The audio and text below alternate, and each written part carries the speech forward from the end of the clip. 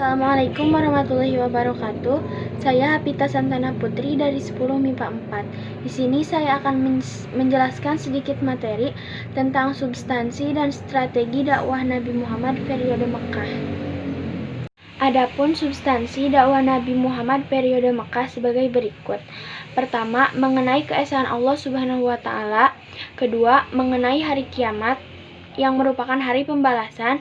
Ketiga, mengenai kesucian jiwa. Keempat, mengenai persatuan juga persaudaraan.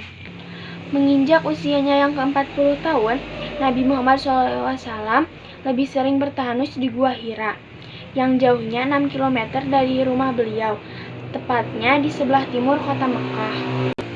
Dalam perjalanan spiritual itu, beliau merenungi kerusakan moral yang terjadi di masyarakat Mekah.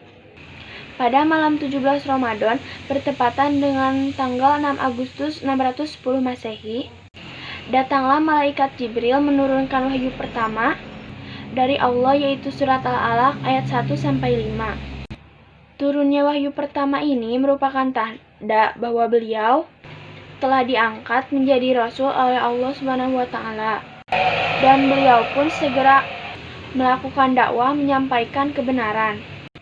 Dalam riwayat Bukhari dan Muslim, surah Al-Mudaththir adalah turun yang kedua setelah surat Al-Alaq ayat 1-5. Awal dakwahnya, Nabi Muhammad SAW melakukan dakwah secara sembunyi-sembunyi selama 3 tahun. Tujuannya adalah untuk menetapkan orang-orang yang mendukung beliau untuk dipersiapkan sebagai juru dakwah beliau. Maka orang-orang yang diajak beliau hanya sebatas orang-orang yang dekat dengan beliau. Orang yang pertama kali menerima ajakannya yaitu Khadijah, kemudian Ali bin Abi Thalib, Abu Bakar, dan Zaid bin Harisah. Kemudian disusul beberapa sahabat masuk Islam. Mereka inilah yang disebut sebagai as-sabiqunal al-awwalun, yaitu orang-orang yang masuk Islam pada generasi awal. Merekalah yang kelak akan menjadi pendukung setia Nabi Muhammad SAW. Setelah 3 tahun berdakwah secara sembunyi-sembunyi, kemudian turun perintah agar berdakwah secara terang-terangan, sebagaimana wahyu Allah dalam surat Al-Hijr ayat 94. Surat tersebut menekankan bahwa dakwah Nabi Muhammad SAW bertujuan agar manusia tidak tersesat dalam kemusyrikan dan kembali kepada ketauhidan. Segera setelah turun wahyu itu, beliau berdakwah secara terbuka. Nabi mengumpulkan warga kota Mekah di Bukit Sofa.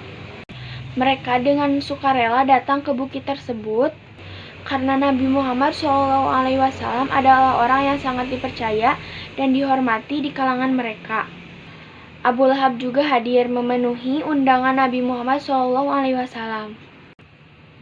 Adapun strategi perjuangan dakwah Nabi Muhammad SAW di Mekah sebagai berikut. Ke-1, hijrah ke Habsyi yang pertama. Kedua, hijrah ke Habsyi yang kedua. Ketiga, misi ke Thaif. Keempat, perjanjian Aqobah. Perjanjian Aqobah terbagi menjadi 2. Ada perjanjian Aqobah 1, ada perjanjian Aqobah 2. Kelima, keislaman Umar dan Hamzah. Keenam, bentuk hambatan dakwah kaum kafir Quraisy, menghambat dan menghalangi dakwah Rasulullah melalui berbagai cara. Penghinaan, ancaman, dan siksaan terhadap Rasulullah SAW. Penghinaan, ancaman, dan siksaan terhadap pengikut Rasulullah SAW. Bujukan harta, kedudukan, dan wanita. Membujuk Nabi untuk bertukar sesembahan. Membujuk dan memprovokasi Abu Thalib. Pengasingan dan pemboikotan Bani Hashim dan Bani Muthalib. Mempengaruhi pimpinan negara-negara tetangga untuk menolak kehadiran Islam atau orang Islam. Sekian dari saya, mohon maaf bila ada kesalahan. Wassalamualaikum warahmatullahi wabarakatuh.